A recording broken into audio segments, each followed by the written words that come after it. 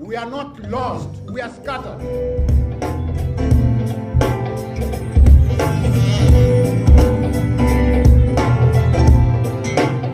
What if I told you Jews are not all of the Israel of the Bible?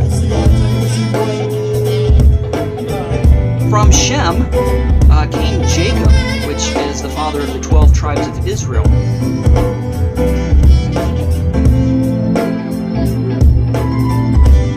Who are the 12 tribes of Israel today?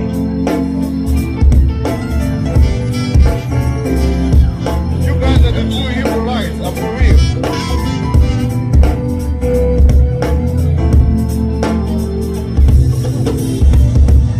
Israel stepping into its prophetic destiny as a light to the nations.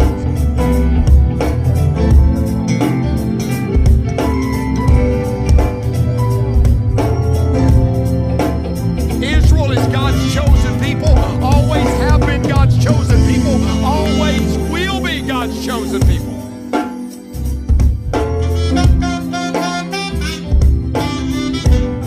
This is part of Israel's calling to be a light to the world.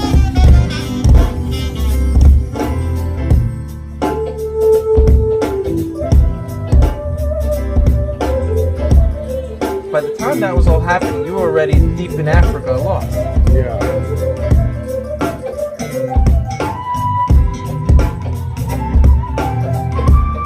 You know that little hole?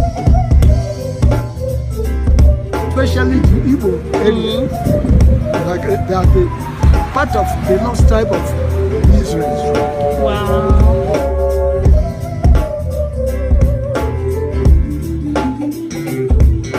You were then shipped to North America, South America, and the Caribbean to work.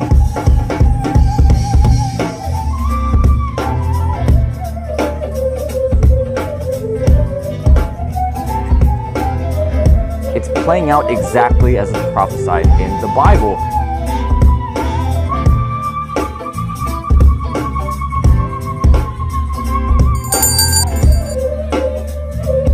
We are the original African Hebrew.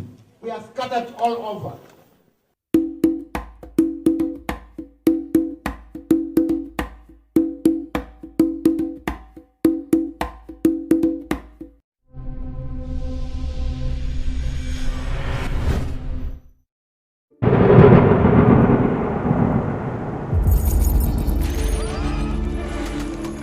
And I'd like to now bring up another interesting place that you're finding descendants of the Israelites, but may not necessarily be from the 10 tribes, but will also play a role. And shouldn't be overlooked. It's a very serious scenario. Is in Africa. Africa has perhaps hundreds of millions of people with this identity right now, of being from the people of Israel. We were taught by the historians and within our own traditions that when the Romans conquered Judea, a few hundred years after the tribes of Israel went into exile, perhaps millions of Judeans were sold into slavery, into Africa, into Rome, deep into Africa. There's been books written about it from scholars in Nigeria, from scholars from the Jewish people. And where it gets interesting is, in America, there was a slave trade. And a lot of the slaves, a very high percentage of them, came from Western Nigerian ports. And in America today, you see a very large movement of African Americans who say that they're the real chosen people, that they're the children of Israel, they're the Judeans. You know, so what are they just trying to create an identity for themselves because they were slaves, or is there really something here? And the answer is most likely there is something there. And most likely maybe that they were the original Israelites, and maybe that the Jewish people today who are white, Caucasian people came in a little bit later on. We know that some of the greatest sages of the transmission of the Torah were converts.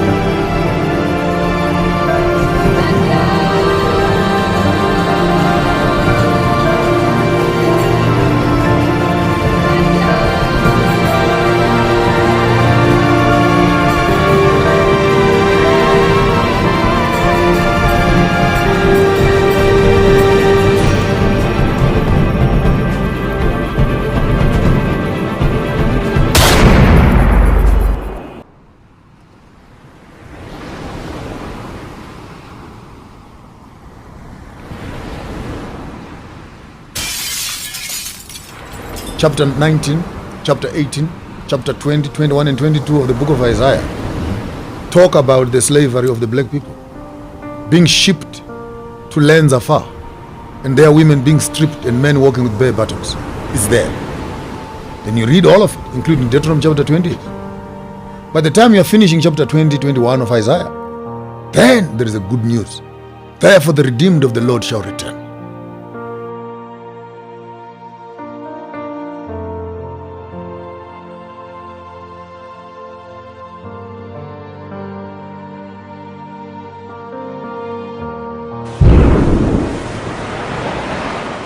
Genesis 10, 22 to 24. The children of Shem, Elam, and Asher, and Arphaxad, and Lud, and Aram, and the children of Aram, Uz, and Hul, and Gether, and Mash, and Arphaxad begat Salah, and Salah begat Eber. Shem, a son of Noah, ancestor of the Jews, Aramaeans, Persians, Arabians, and Assyrians, who were called Shemites. Pirkei de Rabbi Eleazar 24. Noah brought his sons and his grandsons, and he blessed them with their several settlements, and he gave them as an inheritance all the earth. He especially blessed Shem and his sons, making them dark but comely, and he gave them the habitable earth. Persian historian Tafsir al-Tabari quotes the uncle of Prophet Muhammad when he says, "Born to Noah were Shem, whose descendants' colors are black in complexion with a light brownish undertone and a dark blackish brown. Ham, whose descendants' colors are a true black, and a few are black complexion with a light brownish undertone, and Japheth, whose descendants are very fair-skinned and olive-skinned."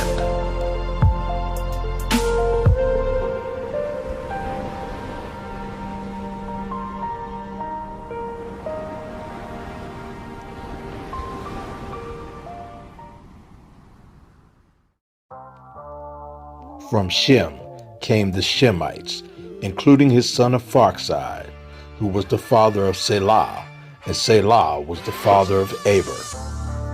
Eber means regions beyond the river, and is the etymological eponym for the Gentile word Hebrew. Eber is the ancestor of the Hebrews, which encompassed the Israelites, Moabites, Ammonites, and Arabs. And by way of their forefather Shem, there are also Shemites, which encompasses an even broader range of descendants. Although we read it in our English translations, Abraham was not called a Hebrew in Genesis the 14th chapter. Bereshit 14 and 13 from the Masoretic text. And there came one that had escaped, and told Abram Ha-Ivri, for he dwelt in the plain of Mamre, the Emri, brother of Eshcol, and brother of Anor, and these were confederate with Abram. Genesis 14 and 13, the Hallelujah Scriptures.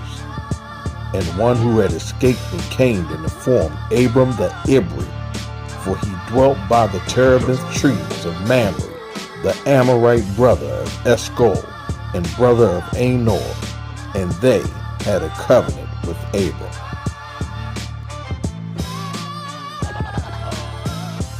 Jewish Almanac of 1980 explains, the word Ivri occurs in the early narratives of the Pentateuch to refer to an Israelite, but only in those narratives such as the Joseph story and the Exodus story.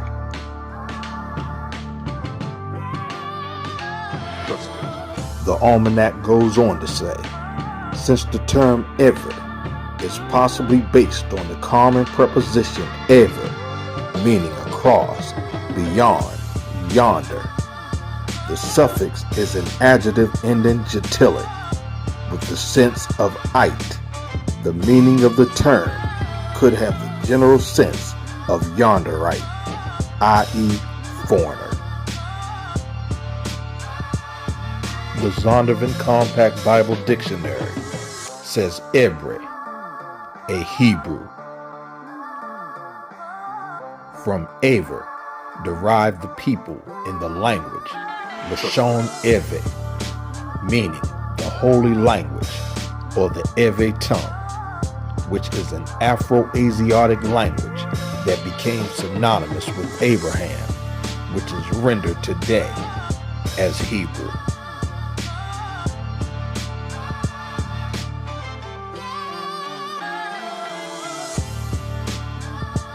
Where do we see the first time this name is used in the Torah?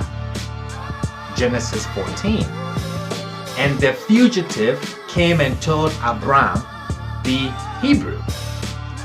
The word rendered as Hebrew here is spelled Yud Resh Beit Ayin. In English, you will spell this I-V-R-I, and it's pronounced Eve.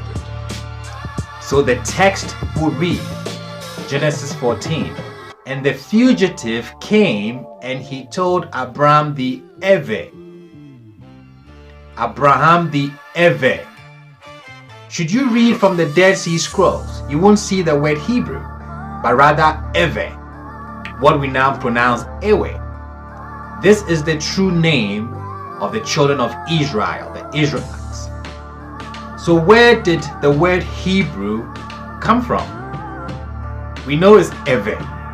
Where did the word Hebrew come from? The word Hebrew is an English rendering of the Latin Hebraicus. Hebrew is a derivative of the Latin word Hebraicus. A little over 2,000 years ago, Judea became a province of the Roman Empire, who had Latin as their national language. All the literature that people wrote and read was written in Latin, and those that were not were translated into Latin. During the translation of the Torah, Eve became Hebraicus in Latin. If you notice, it's nowhere near Eve. Hebraicus and Eve, it's so far apart.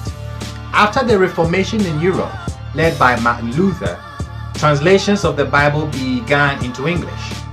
The translations were from the Latin version of the Bible, not from the original language.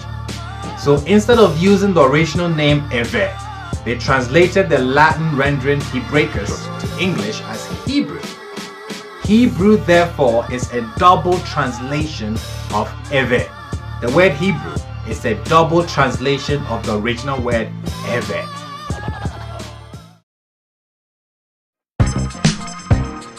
Abraham, the Eve, the son of Terah, was the 20th generation dating back to his forefather Adam, the 9th generation dating back to his ancestor Shem, son of Noah, and the 6th generation dating back to his ancestor Eber. Abraham's place of nativity was an ancient Sumerian city named Ur of the Chaldees.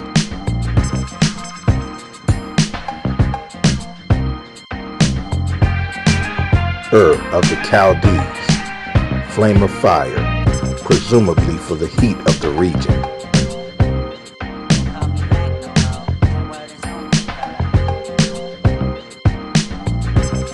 Who really are the true Hebrews? Who really are the children of Abraham? Chaldees. It appears that the Chaldeans were in the earliest times merely one of the many Cushite tribes inhabiting the great alluvial plain known afterwards as Chaldea or Babylon. The McClintock and Strong Biblical Cyclopedia. McClintock's Biblical Cyclopedia says that in the earliest times, the Chaldeans were merely one of the many Cushite tribes. To put this in perspective, according to Bible Hub, Abraham lived in the 21st century BC. He was a contemporary with Nimrod who built the kingdom. There's no earlier period we can turn to. This is 1700 years before the son of Philip the Macedon, Alexander the Great, ravished from Persia to Egypt. Remember, the word Cush means burned face.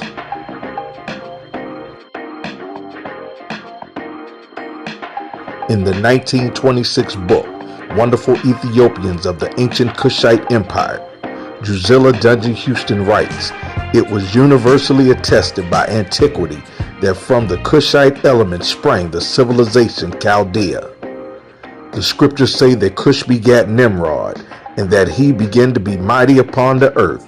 The beginning of the kingdom was Babel, Erech, Akkad, and Calneh in the land of Shinar."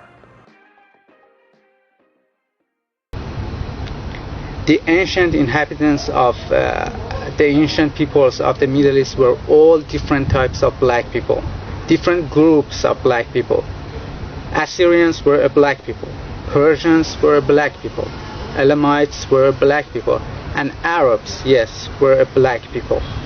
That's why you see Assyrians have depicted themselves with curly hair, curly beard, and dreadlocks.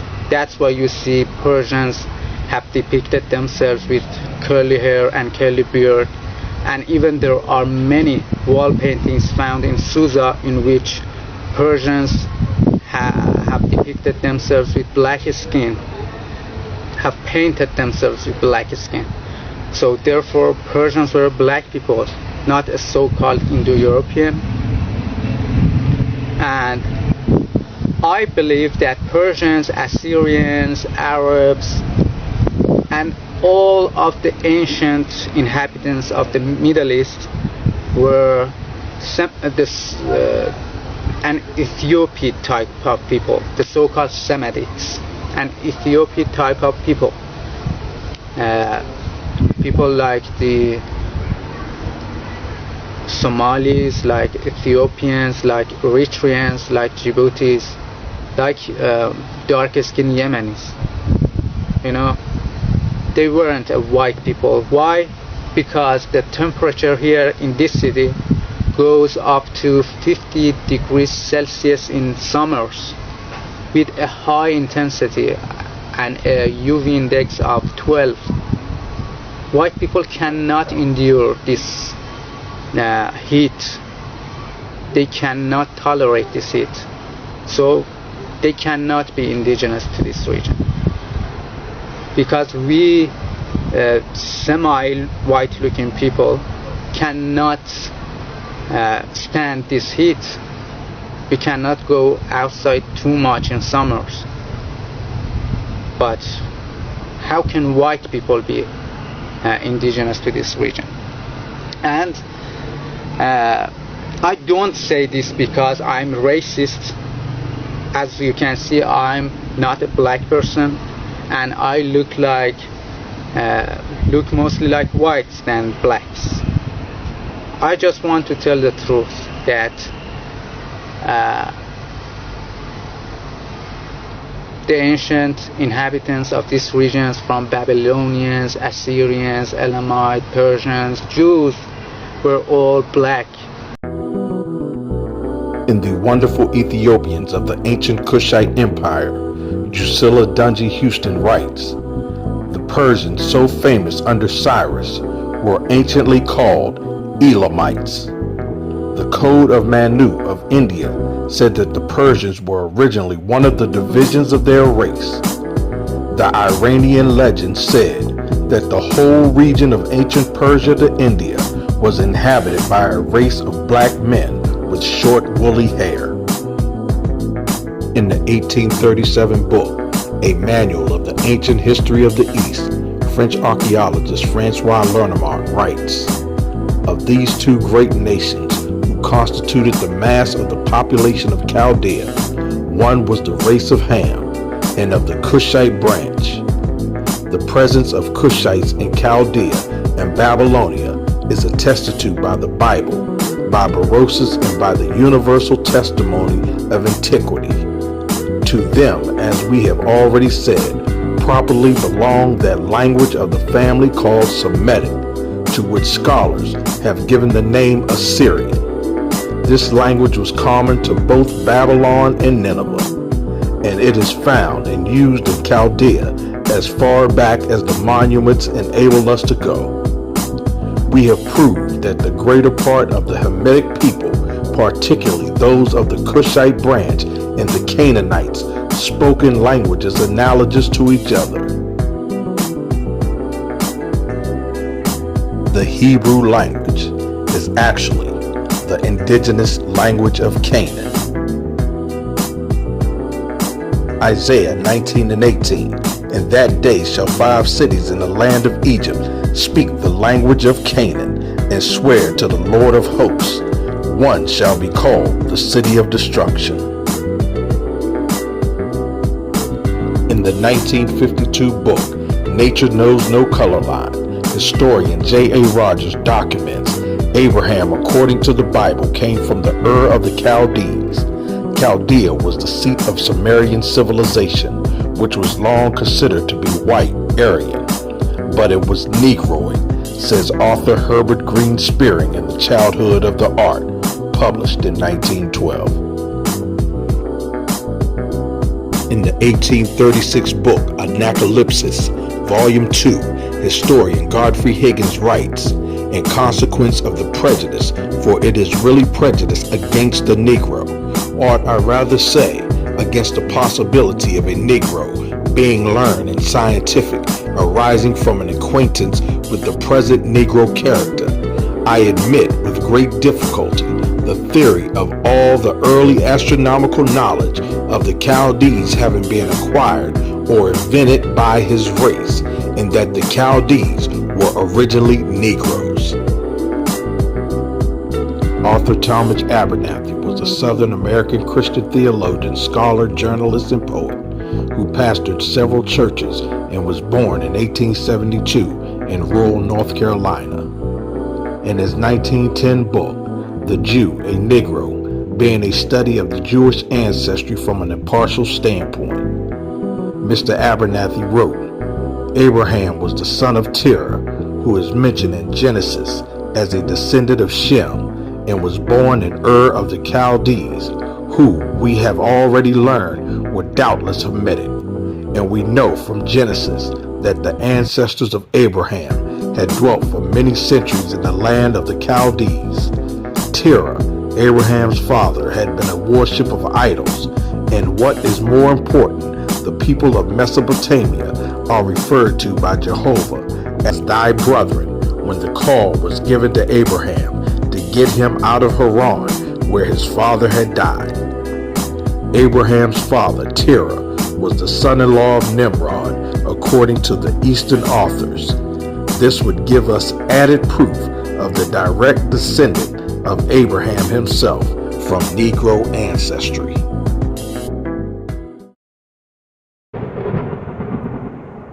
The Catholic Encyclopedia of 1911 says about the word Negro, "Pritchard and Latham rightly protest against the error of considering the term Negro synonymous with African.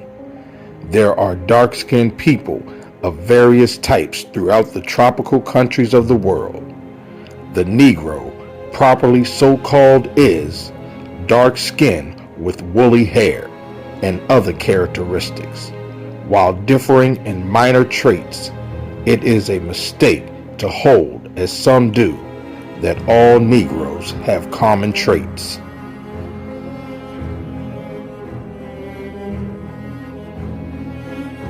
Ham, the youngest son of Noah, born probably about 96 years before the flood, and one of 8 persons to live through the flood.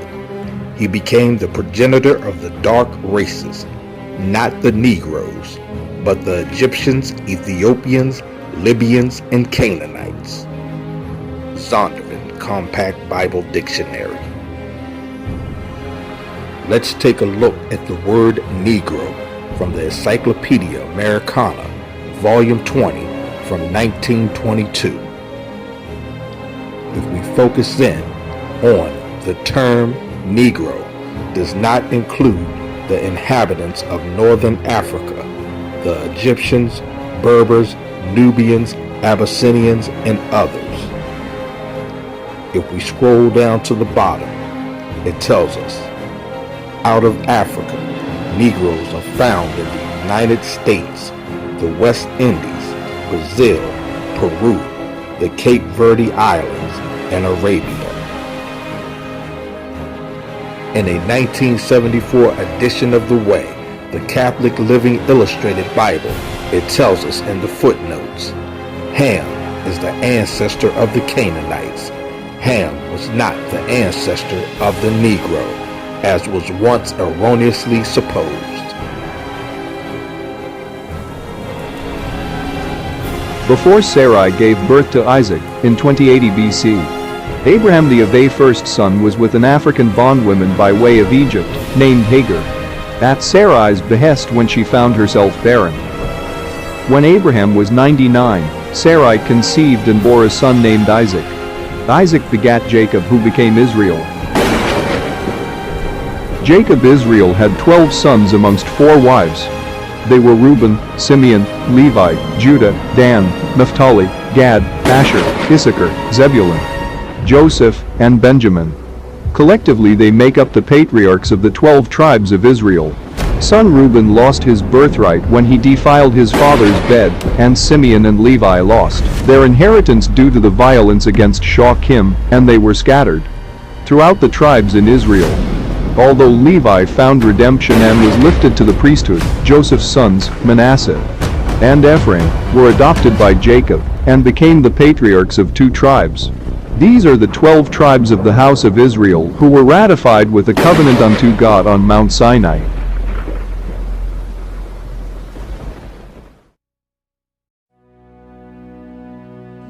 Upon the invitation of his son Joseph in 1875 BC, Jacob Israel and 70 of his descendants migrated to ancient Kemet. Psalms 105 and 23. Israel also came into Egypt, and Jacob sojourned in the land of Kemet. As God promised Israel, his family became a nation in Africa. Genesis 47 and 27. And Israel dwelt in the land of Kemet, in the country of Goshen, and they had possessions therein, and grew, and multiplied exceedingly. Exodus 1 and 7. And the children of Israel were fruitful, and increased abundantly, and multiplied and waxed exceeding mighty, and the land was filled with them. But by 1600 BC arose a Pharaoh who knew not Joseph. Let's ascertain the people of this subjugation in ancient Kemet. In the book, The Black Image and the White Mind, author George M. Fredrickson writes, the originator of the new scientific ethnology was Dr. Samuel George Morton of Philadelphia, who published a book in 1839 that promised to bring an end to loose speculation about racial origins and differences by opening an era of hard-headed empiricism.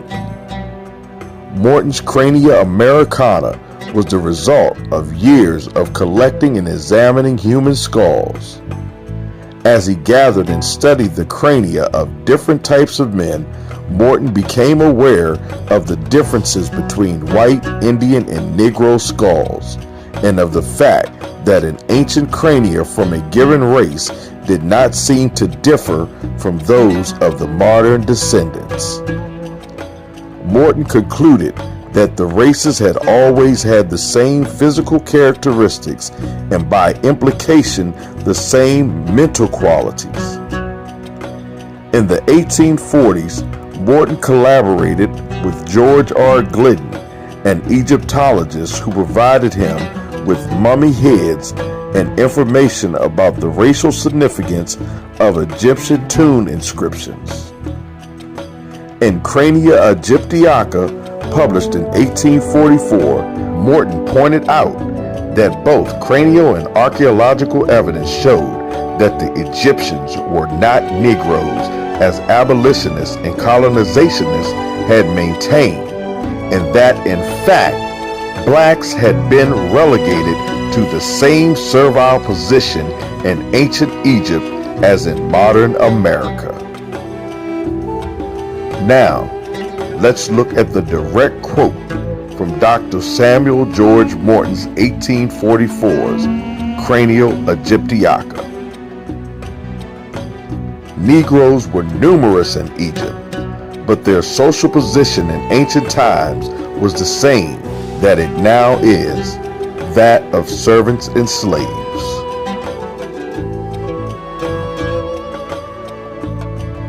The book, Crania Egyptiaca, also poses an interesting inquiry.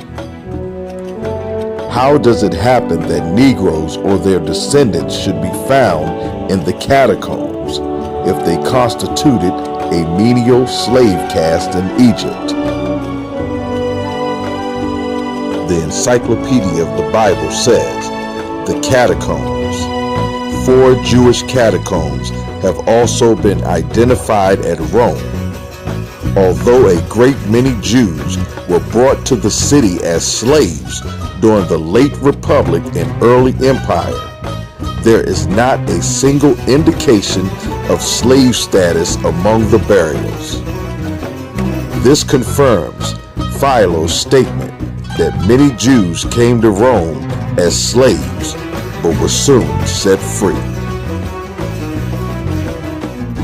Both skull analysis and the catacomb burials would point at the Negroes being the Hebrew slaves in ancient Kemet.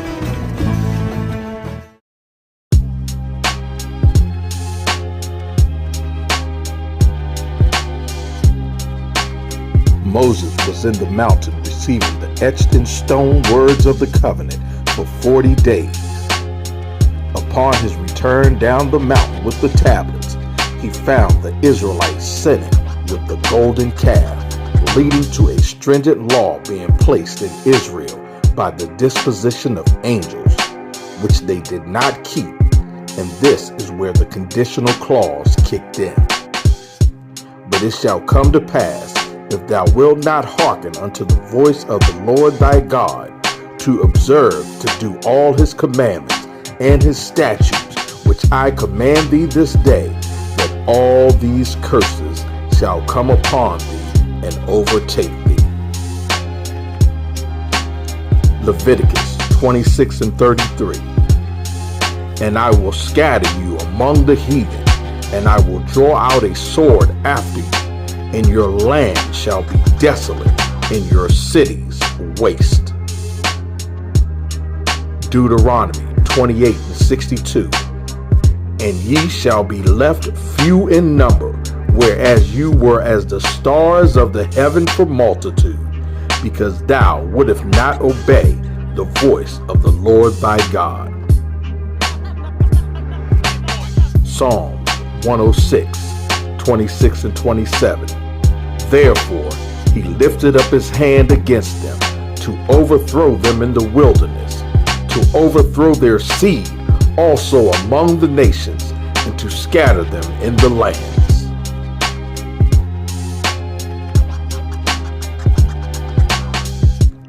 Ancient historians believe that Africa did not extend beyond North Africa, as Rebecca Futo Kennedy, Associate Professor of Classics at Denison University and the Director of the Denison Museum, explains in her blog, Classics at the Intersection. She writes, according to Herodotus, they are living north of the Sahara, since the Sahara beyond its edges merges unto the uninhabitable zone and then ocean. He states that they live south of the Libyans, but south for Herodotus is still north of or in the Sahara. As far as Herodotus and others well into the Roman period were concerned, sub-Saharan either didn't exist or it was an uninhabitable zone in between them and the Antipodes, opposite land, as Pomponius Mela calls the mystical southern continent.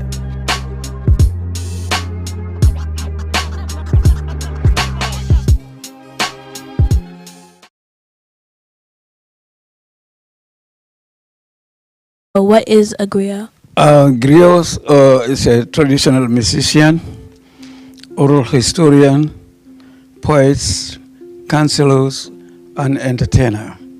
They were attached to the royal courts to recount the tribal history of African people, and also compose commemorative songs and perform on important tribal ceremonies like weddings or naming of a child or ritual circumcision. So the duty of the griot in African society is very important because they tell the people who they are, where they came from, and where they're supposed to head to. The work of griot is recounting the tribal history of our people. The griot deals with the reality, things that happened within the society in the past.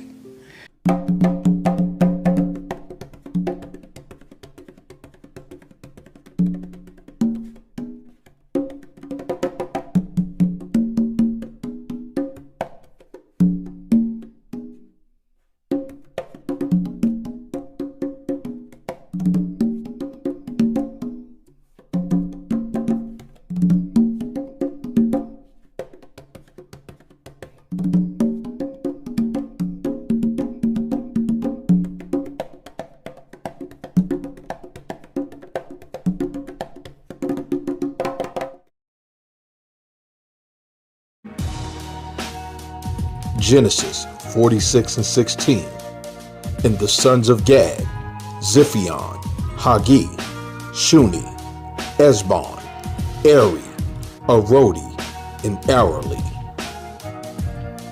In his book, Finding Gad, The Quest for the Lost Tribe of Gad, Jewish Rabbi Yehuda ben Shamir explains the Israelites' first extension beyond North Africa into the sub-Saharan regions. The legend and oral tradition goes that while in Egypt, living among many other nations who also reside there to escape the famine, that a portion of Gad's sons, Eri, his younger brothers, Arali and Arodi, along with Ari's wife, Ishmael, and other relatives, Israel believed possibly to be an offspring of Zebulon, Edo, Agala, Edomah, possibly and likely descendants of Esau, Edom, saw the coming persecution of the future Egyptian bondage prophesied by God to Abraham in his dream during the covenant between the parts, and left with an Arab man named Odudawa, a Babylonian and said father of the Yoruba tribe of Nigeria, and his relatives, and journeyed further down into Africa, crossing the Nile River into Sudan, old Ethiopia to Chad, and eventually Lokoja, which is now the present-day Nigeria, by way of River Benue, and then through the River Niger, where they eventually landed in Aguilera, in what is known today as Nigeria, around 1305 BC. Nigerian author Eugene Okonom confirms this tradition when he reveals in his book, Before the Covenants, "Coming from Nigeria, I know that many of the Edomites escaped to West Africa, where some of them still identify themselves as Adoma, Edu, Edom, Anna, Amal-Aik, and so forth. They are still living side by side with the children of Israel, in addition to other ancient peoples from the land of Canaan, such as the Aram, Hivites, Hamathites, Amorites, Jebusites, and Hittites to this day." Mr. Okonom also writes, "There are villages in various parts of Igbo land that identify themselves as children of Abraham to this day." In Anacalypsis, Volume 1, English magistrate Godfrey Higgins even documents some descendants of the tribe of Judah following suit and heading west by way of the Barbary states of North Africa pre-Exodus. The tribe of Judah was not stopped in its migration westward by the sea, or perhaps when it was driven out from Egypt. Part of it moved to the west along the coast of the Mediterranean till it got around to Guinea, and there it is yet, with its native curly head, possessing a beautiful country full of fine rivers, among which are found a river Frat and Jachin. It would be very curious to examine the language of this people. Idrisi in the 12th century says that Jews occupied the country on the river Lamlam, and that it is called Yahandi. This is confirmed by Mr. Bodwich in his account of the Ashanti country. Everything proves that they were of the tribe of Judah, though as they have no Pentateuch, it is clear that they came not from the tribe of the Western Asiatic Judea, or at least they did not immigrate from it after the time of Moses.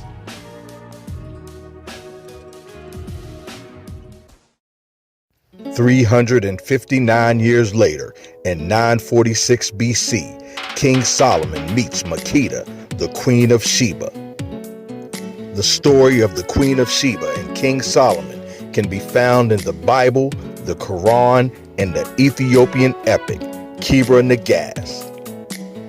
Makeda is a villager in the kingdom of Sheba, which stretched at the time from Ethiopia to Yemen.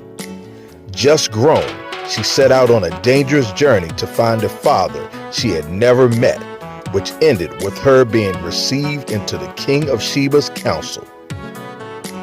The Queen of Sheba visited Solomon's court after hearing about his wisdom. Let's turn to 1st century Judean historian Flavius Josephus. Antiquities of the Jews, Book 8. There was then a woman, queen of Egypt and Ethiopia. She was inquisitive into philosophy, and one that on other accounts also was to be admired. When this queen heard of the virtue and prudence of Solomon, she had a great mind to see him, and the reports that went every day abroad induced her to come to him.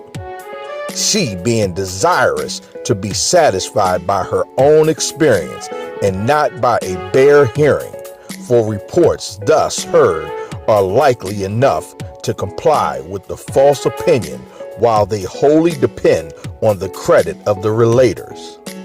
So she resolved to come to him, and that especially in order to have a trial of his wisdom, while she proposed questions of very great difficulty and entreated that he would solve their hidden meaning. 1 Kings 10:1 and 2.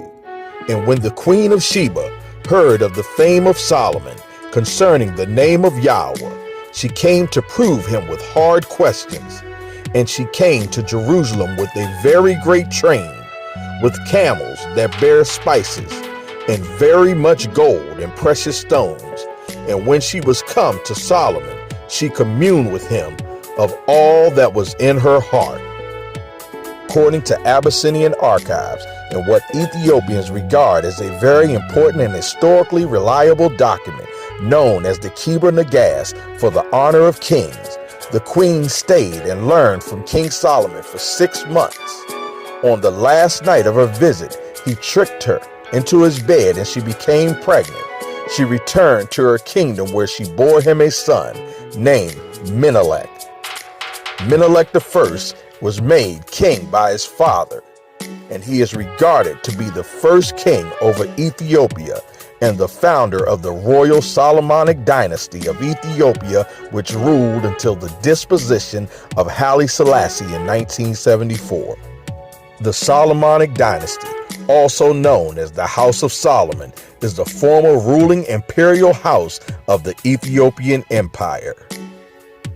They birthed the Amhara people, who traditionally inhabit parts of the Northwest Highlands, particularly the Amhara region.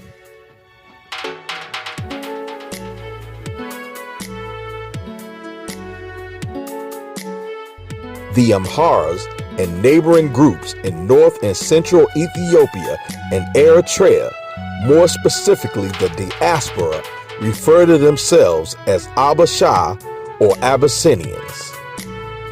Amharas make up close to 24 million people, constituting more than 1/4 of the country's population.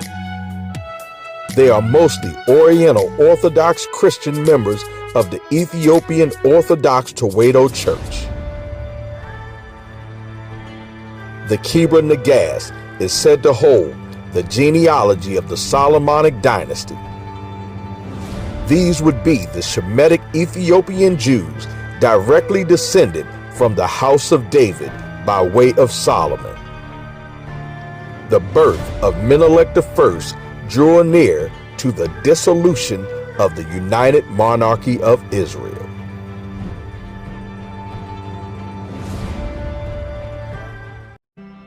Are they authentic? Yes. The nation of Israel has certified and verified their lineage that goes all the way back to Solomon and the Queen of Sheba.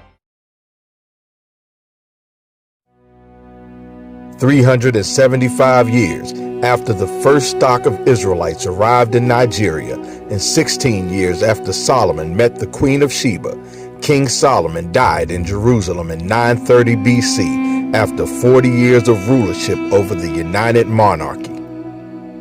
After the death of Solomon, the house of Israel was divided, with 10 tribes going to the northern kingdom under Ephraimite king Jeroboam, who retained the name Israel, also referred to as Ephraim, and 2 tribes, Judah and Benjamin, going to the southern kingdom under the reign of Solomon's son, Rehoboam. They became the kingdom of Judah and were joined by a portion of the tribe of Levi and eventually portions of a residue from other tribes. The 2 factions were embroiled in a bitter family feud. In 736 BC, 14 years before the northern kingdom was sacked by Assyria, some tribes departed from Israel. Eldad the Danite was a 9th century traveler who visited Mesopotamia, Egypt, North Africa, and Spain, and caused a stir by his account of the 10 lost tribes of Israel. He himself purported to be a descendant of the Danites, who together with the tribes of Naphtali, Asher, and Gad, who had not migrated pre-Exodus, were said to have established a kingdom in Cush, Ethiopia, or roughly present-day Sudan. According to the story related by Eldad the Danite, who had it told to him by his ancestors, who in turn were told about it by their ancestors from generation to generation, back to those fateful days, the 10 tribes were not lost at all. With evidence dating back to the time of Moses, descendants of the tribe of Dan have proof of their tribal identity and ties. Eldad the Danite related that his own tribe, the Danites, did not wait to be exiled when the Assyrian Empire grew strong and mighty. They saw that there was no hope for them to remain free. Moreover, the kingdom of the 10 tribes was at war with the kingdom of Judah, and the Danites did not want to fight against their own brethren. So they decided to leave the land of Israel and find a safe place for themselves. It was in the 8th year of the reign of Ahaz of Judah, that it is 14 years before the fall of Samaria, that the Danites took their wives and children, their sheep and cattle, and left the land of Israel. They went by the way of Egypt, further down the upper Nile River, and settled in Ethiopia and East Africa. The Danites were great warriors, and after fighting many battles against the native tribes, they established themselves securely with the kingdom of their own. Eldad related, they are in possession of the Torah. They have the 5 books of Moses and most of the books of the prophets. Later on, after the destruction of Beth Hamikdash, 3 more tribes joined the tribe of Dan, Eldad related. They were the tribes of Naphtali, Gad, and Asher. The 4 tribes lived side by side in peace and brotherhood. The only trouble was that the surrounding tribes were unfriendly. The 4 tribes had to fight them constantly. These tribes did not have the book of Esther, nor did they know anything about the festival of Purim, because the miracle of Purim happened many years after the destruction of the Beth Hamikdash, and these 4 tribes were not in Persia at that time. Eldad the Danite related he was the son of Mahali and traced his ancestry back to Husham, the son of Dan, the son of Jacob.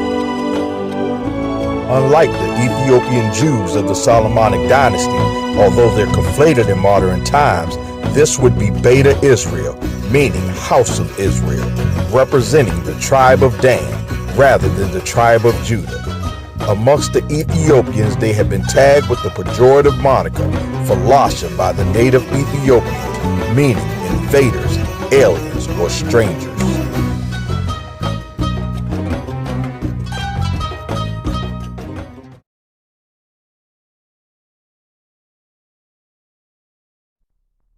Group of individuals, they're living an archaic form of Jewish life that hasn't been seen for over 2,500 years.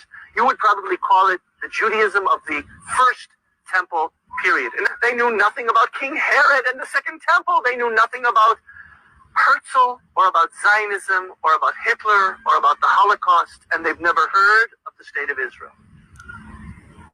As a matter of fact, they didn't even know there was such a thing as Jews with white skin. They are the only Jews that are left. They are the remnants of Beta Israel, the house of Israel, that was dispersed 2,700 years ago. 198 years after the death of King Solomon, another pre-exile excursion took place when the tribe of Manasseh fled the northern kingdom of Israel upon the arrival of the Assyrian Empire in 732 BC. First, they settled in Baghdad, where they remained until the rise of the Persian Empire. From there, they advanced to what is now Afghanistan, then Tibet and China, before settling in India in the 17th century. On the border of India and Burma was found a community of 1.5 million people who claimed descent from the B'nai Manasseh, the sons of Manasseh.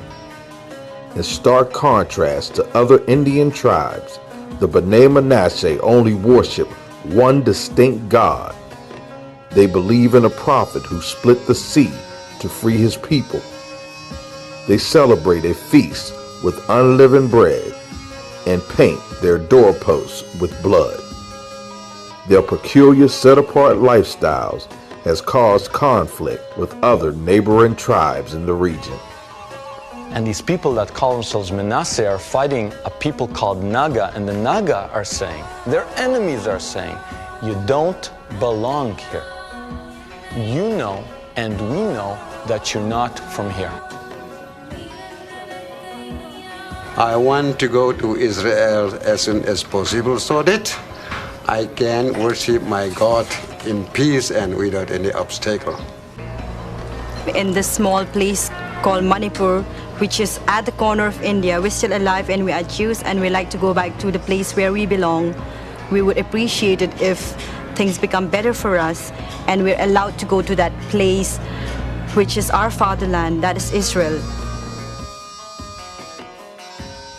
208 years after the death of King Solomon, the northern tribes of Israel would go into exile in Assyria. This captivity saw the northern kingdom of Israel taken captive and separated all over the Assyrian Empire. Isaiah 9:1. Nevertheless, the dimness shall not be such as was in her vexation, when at the first he lightly afflicted the land of Zebulun and the land of Naphtali, and afterward did more grievously afflict her by the way of the sea, beyond Jordan and Galilee of the nations. The first dispersion of the kingdom of Israel at the hands of Assyria consisted of the tribes of the northernmost part of Israel, which were the remainder of Dan, Naphtali, Asher, and Zebulun, and seated them on the other side of Jordan. 1 Chronicles 5:25 and 26 And they transgressed against the Elohim of their fathers, and went a-whoring after the gods of the peoples of the land, whom Elohim destroyed before them. And the Elohim of Israel stirred up the spirit of Pul, king of Assyria, and the spirit of Tiglath-Pileser, king of Assyria, and he carried them away, even the Reubenites, and the Gadites, and the half-tribe of Manasseh, and brought them unto Halah, and Habor, and Hara, and the river of Gozan unto this day. The second dispersion of the kingdom of Israel was at the hands of Tiglath-Pileser, and consisted of the tribes east of the Jordan River, which was the half-tribe of Manasseh, the rest of Gad and Reuben. 2 Kings 17, 1-6. In the 12th year of Ahaz, king of Judah, began Hosea, the son of Elah, to reign in Samaria over Israel 9 years. And he did that which was evil in the sight of Yahweh, but not as the kings of Israel that were before him.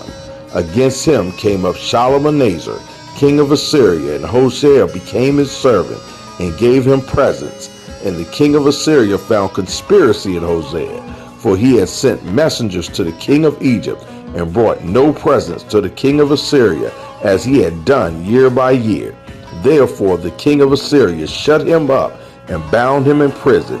Then the king of Assyria came up through all the land, and went up to Samaria, and besieged it 3 years.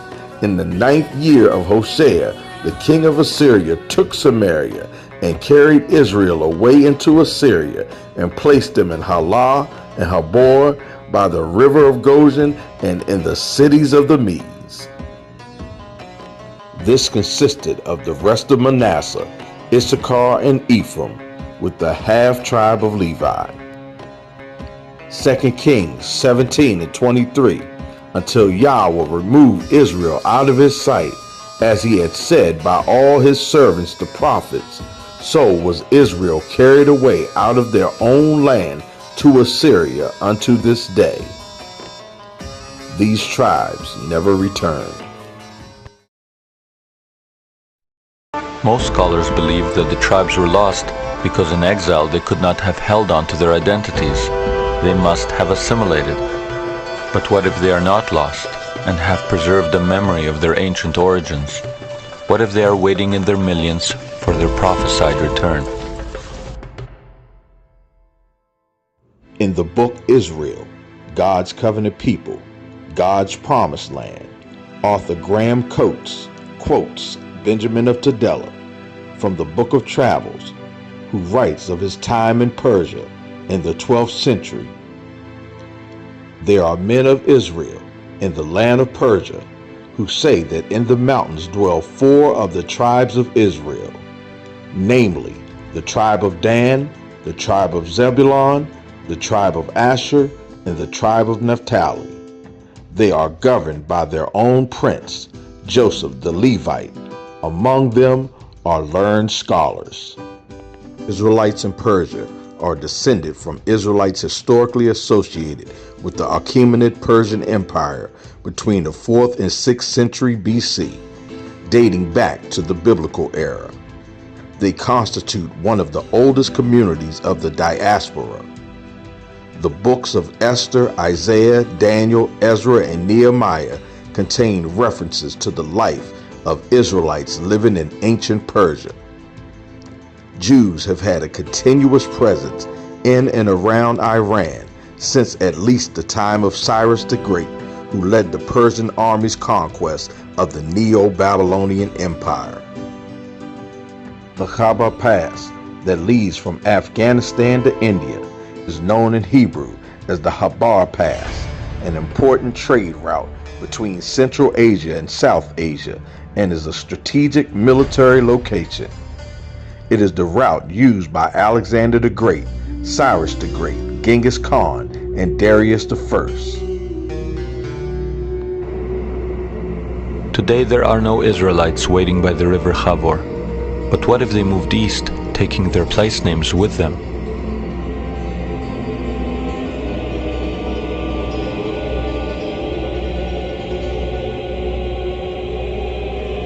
One of the passes between Afghanistan and Pakistan is known to the world as the Khyber Pass. Along the Khyber Pass, you can find a people called the Pashtuns, spread over the region of Iran, Afghanistan, and Pakistan. They say that they were taught by their grandparents that they are called B'nai Israel, the children of Israel.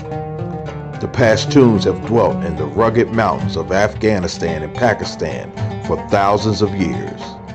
Although Muslim today, they live by a code called Pashtunwali, which greatly resembles Mosaic law. When Pashtunwali conflicts with the Quran, they follow Pashtunwali.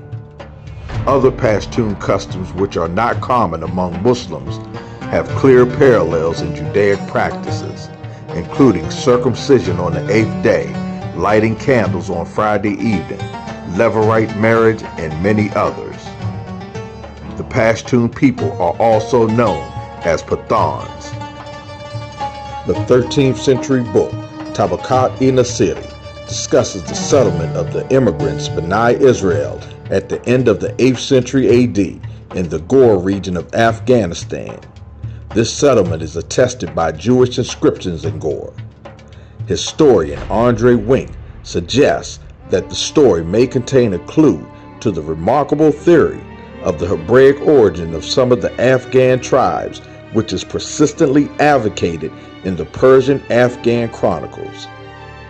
This oral tradition is widespread among the Pathan tribes.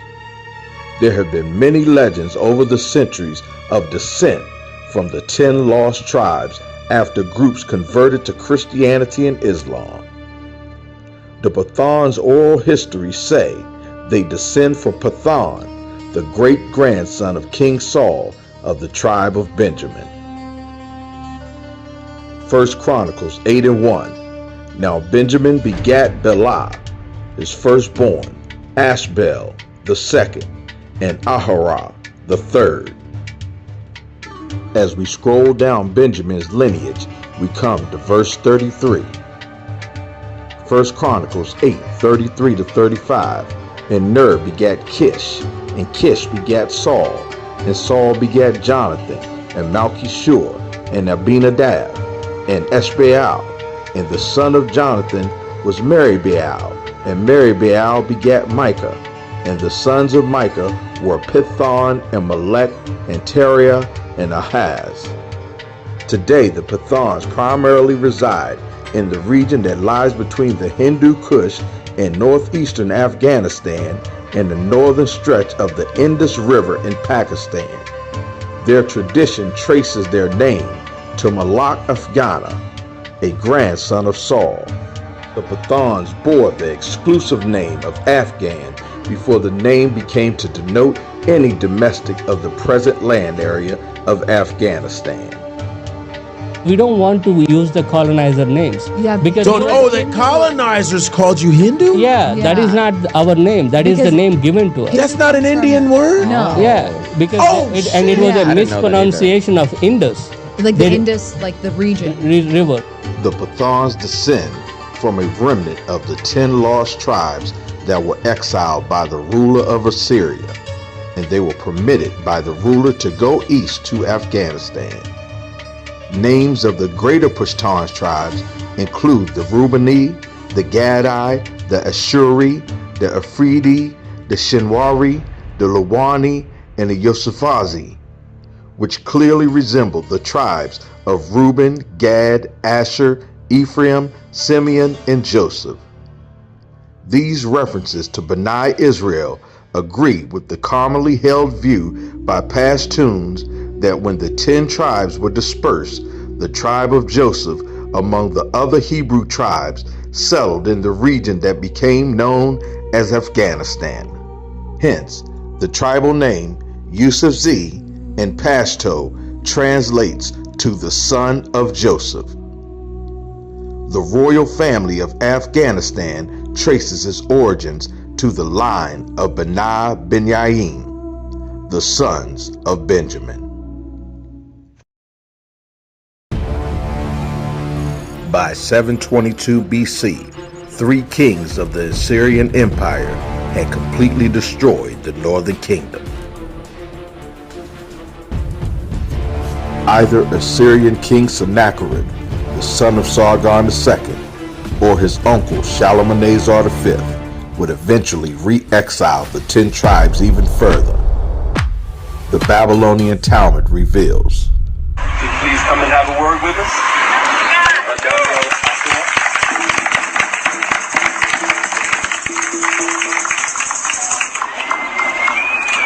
I don't know where, but they didn't let him go. We have a mission to fulfill. We have a lot of compellable evidence of the 10 tribes researchers that came to give us evidence from Africa that there is tribes, 10 tribes of Israel exist in Africa.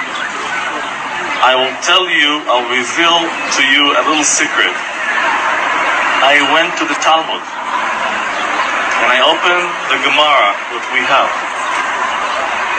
And I start to dig into a big spiritual research where the 10 tribes of Israel have gone. And I was able to find in Masechet Sanhedrin, page 94, that the Gemara asked where the 10 tribes have gone, and clearly Mar Zutla states to Africa. Hallelujah. Know that it was not sufficient for me to dig and see one word, but I was searching.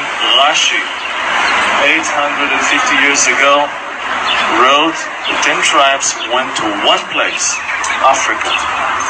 The other 2 tribes, Benjamin and Judah, spread all over the world, and Hashem will gather them.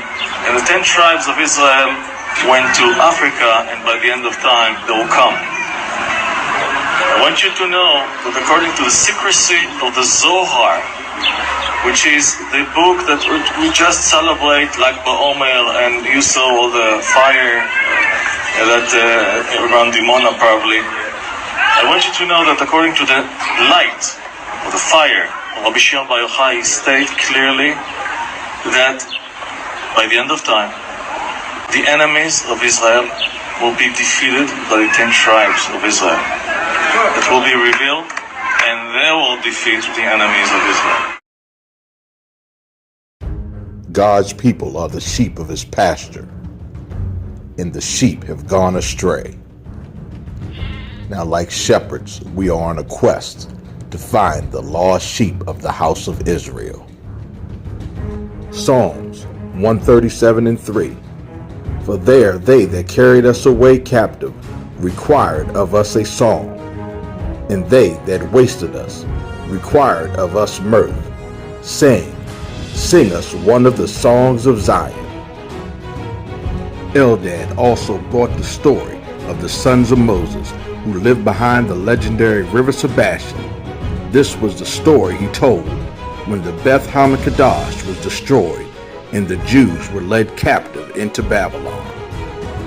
The Chaldeans demanded of the sons of Moses, the Levites who were the singers in the Beth Hamikdash, Sing to us of the songs of Zion. But the sons of Moses wept before God and said, How can we sing the song of God on foreign soil?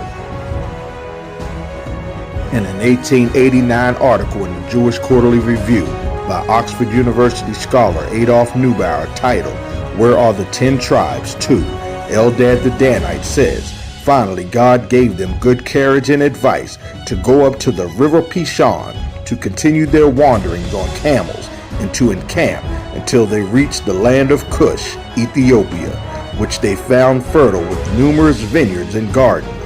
The Danites settled here, made a covenant with the children of Cush that they should pay tribute to Israel. Thus, the Danites dwelled here for many years, multiplying and increasing greatly. They were then followed by 3 other tribes, Naphtali, Gad, and Asher, who crossed the desert and encamped until they came to the territory of the Danites. In their wanderings, they slew many Cushites in the territory extending 4 days' journey in each direction, and they have been fighting with 7 kingdoms up to this day. In these 4 tribes, Dan, Naphtali, Gad, and Asher, those who dwelt in the ancient Havilah, where there is gold, trusted in the Lord, who helped them against the kingdoms, and these tribes put their hands on the neck of their enemies. So now we have a clue that the northern tribes of Israel settled in a location called Havilah, rich in gold. The Bible names 2 sites from which massive amounts of gold were exported, Havilah and Ophir. Havilah was in East Africa, and Ophir was to the east of that in southwest Arabia, in the region of Yemen. Biblically, Sheba and Ramah. Genesis 2 and 11. The name of the first is Pison. That is it which compasseth the whole land of Havilah, where there is gold.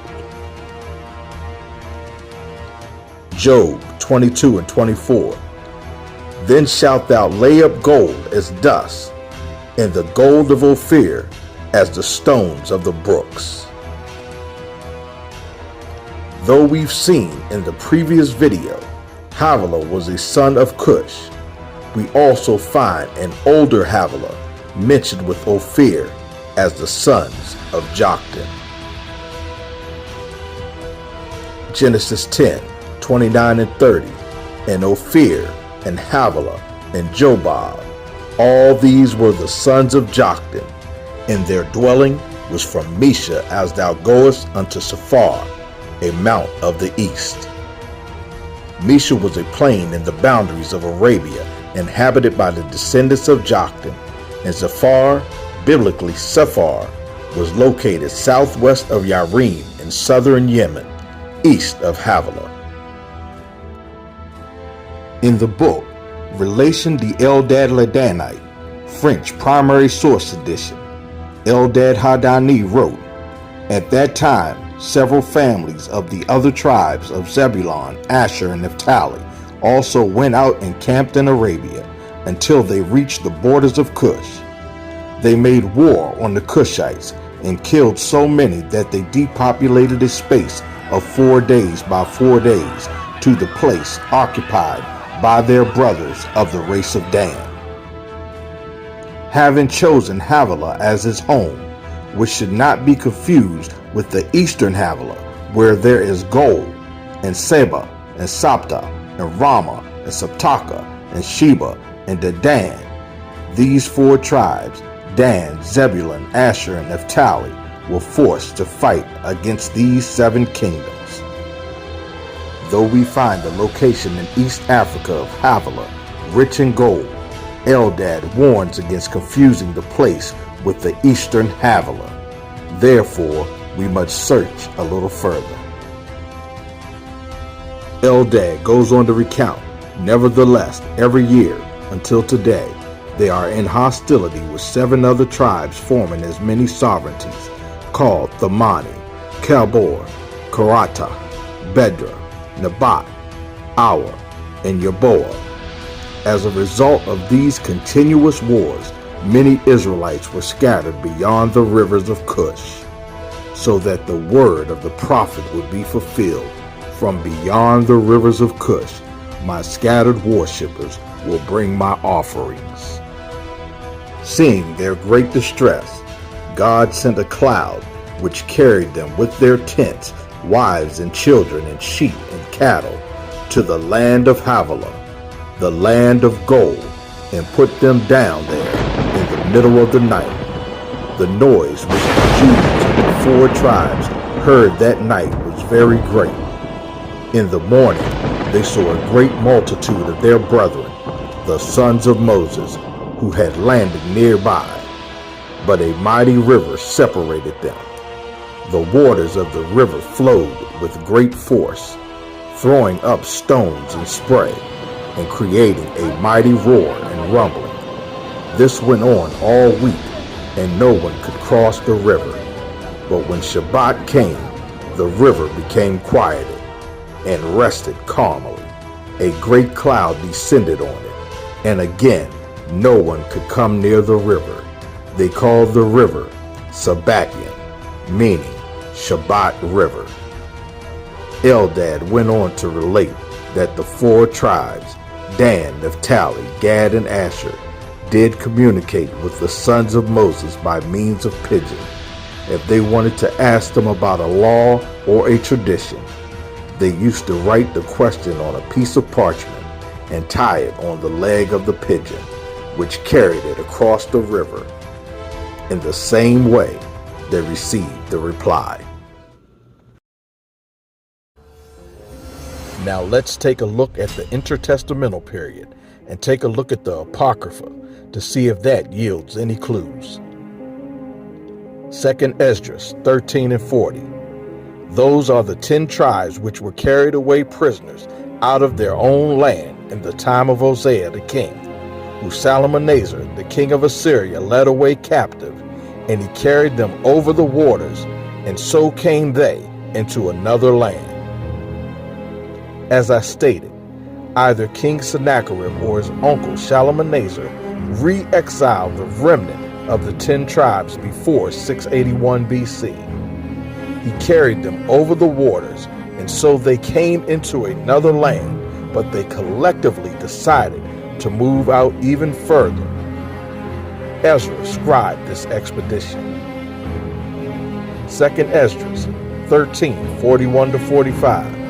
But they took counsel among themselves that they would leave the multitude of the heathen and go forth into a further country where never mankind dwelt, that they might there keep their statutes, which they never kept in their own land. Remember, the consensus thought of ancient historians, at least as late as the 5th century BC, was no one lived beyond the Sahara in the sub-Saharan regions.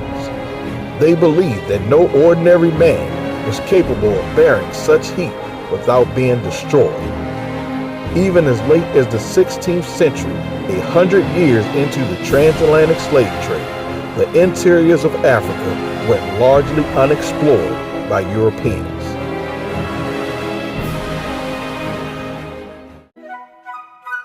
I mean, the maps tell the story here. The maps were like a record of what Europeans knew and didn't know about the world. I mean, this one British map from 1800s says it all. Look at this thing. Europeans were definitely familiar with Africa, especially here in the coast, where for hundreds of years they had trading posts and, of course, the Atlantic slave trade. But look how they map the interior of the continent. It literally just gives up and is like inland parts, almost entirely unknown, which is pretty rare for this time period. At this point, the Europeans had really mapped a lot of the world, but this place was off limits. It was the stuff of legend, of myths. The caption here on the map says that this interior part of Africa may be considered as absolutely unknown or completely unexplored. All we know, says the map, is that its immense and arid sands are intersected with complete collections of the most ferocious beasts and most uncivilized men. That's all they know.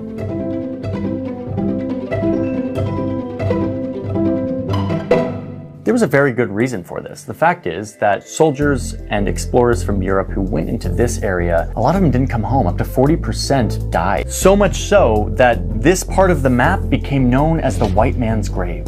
Totally off limits. 2 Esdras 13, 43 and 45. And they entered into the Euphrates by the narrow places of the river.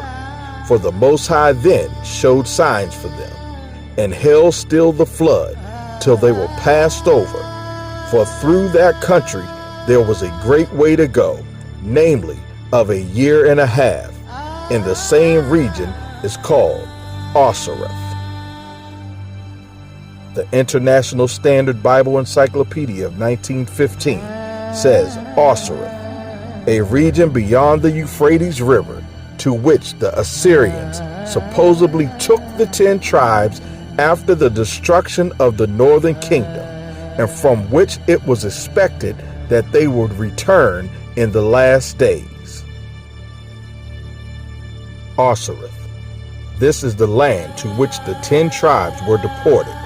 It is described as another land, lying a 1.5 year journey beyond the river. In Josephus' time, the people were still believed to be there in countless numbers. In the itinerary of Benjamin of Tudela, Rabbi Tudela writes, from Asuan and Chalua, 12 days. This place contains about 300 Jews and is the starting point of the caravans who traversed the desert, Al-Sahara, in 50 days on their way to Sevilla, the Havilah of Scripture, which is in the country of Ghana. This desert contains mountains of sand, and whenever a storm arises, the caravans are exposed to the imminent danger of being buried alive by the sand. Those which escape, however, carry iron, copper, different sorts of fruits, pulse and salt, gold and precious stones are brought from thence in exchange. This country lies westward of Cush or Abyssinia. The Assyrian king carried the bulk of the 10 tribes over the water into another land where they dwelled for a while. But upon consultation among themselves, they left the multitude of the heathen that dwelt in the land of Cush and made their way westward of Ethiopia to what became the Empire of Ghana, north of the modern Republic of Ghana in West Africa, which was called the Gold Coast until 1957.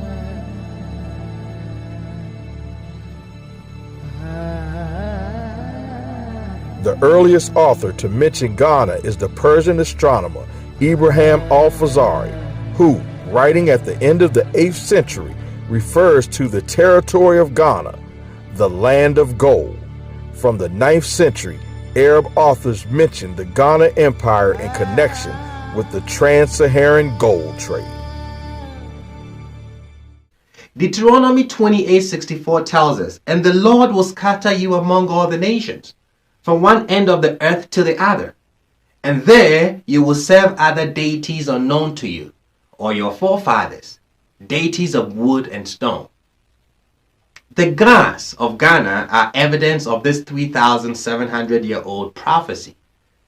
We, the gods, are direct descendants of the Hebrew Israelites that migrated to West Africa by way of Egypt to the Gold Coast, modern Ghana.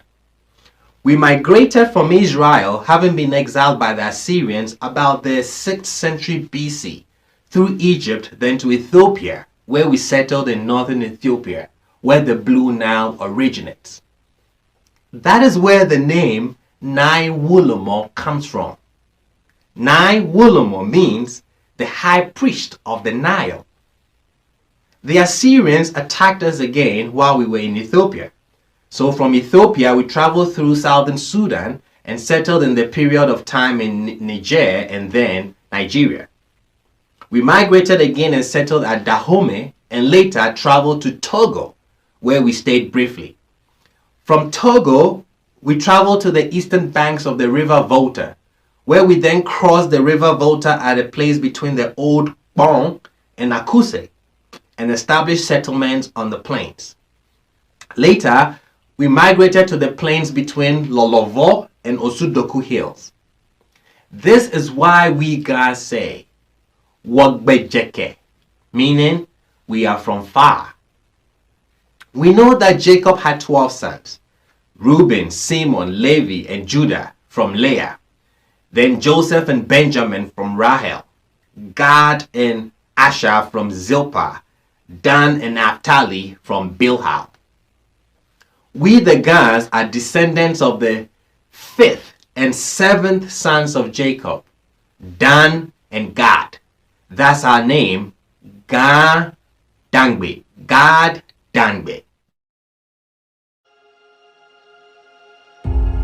Eldad mentions that in Cush of East Africa, Ethiopia, live a lot of descendants of the tribe of Dan, as well as other tribes of Israel. But he also says on the other side of the river Cush dwell the B'nai Moshe, encircled by the river Sebastian. According to the Archives Marocains, French edition, Eldad calls Nagrisha by the name of Havilah. According to the Encyclopedia Britannica, 10th edition, 1902, Nigritia, Negro land on Nigritia, was an archaic term in European mapping describing the inland and poorly explored region in West Africa as an area populated with Negro people. In 1823, approximately the same area was described as Nigritia on an American map published by Fielding Lucas Jr.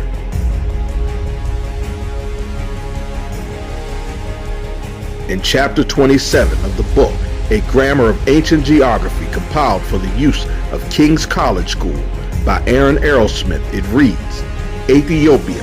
Aethiops was the term used by the Greeks to denote everything which excessive heat had rendered a very dark color, and hence they applied the appellation to black men, calling them Ethiops in their country, Ethiopia, precisely in the same way that we named them Negroes in their country, Negro land or Nigritia.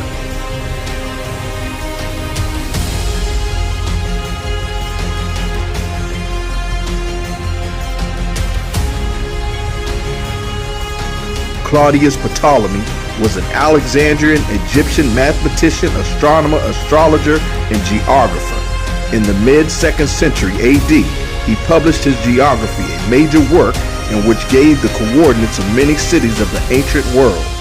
Ptolemy's geography was what we would now call an atlas. It consisted of 3 sections divided amongst 8 books. The University of Chicago has archived his geography. Africa spans the northwest, northeast, and southeast quarters of the globe. In Book 4, Chapter 2, which documents the first map of Libya, it identifies the coordinates of Osiris coming off the Numidian Bay in the region of Hippo Regius, the ancient name of the modern city of Annaba. Annaba is situated in the northeastern corner of Algeria, close to the border of ancient Carthage, modern-day Tunisia in northwest Africa, adjacent to the southern borders of the Roman world. Zephaniah 3:10. From beyond the rivers of Ethiopia, my worshippers, the descendants of my dispersed ones, will bring my offerings. The word beyond comes from the word Aber, meaning regions across. Where can we find the diaspora of Israel westward of Ethiopia? In Negro land, along in what became the slave coast, we find the Kingdom of Judah. In the book, The Black Jews of Africa, History, Religion, Identity, author Edith Bruder writes, many Jews also are scattered over this region, some natives boasting themselves of Abraham's seed, inhabiting both sides of the river Niger. Thank you for watching.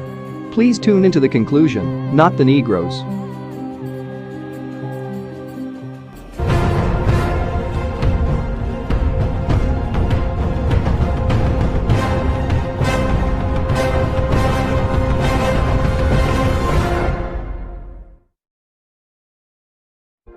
They think I've gone crazy because I chose Christ over what they think. Worldly situations just don't faze me. Too busy making sure my Father saved me when He takes me. Mind over matter, gave it all to Him. Time's getting sadder, put your trust in Him. No need for vaccines, they trying to steal and kill. Want vengeance.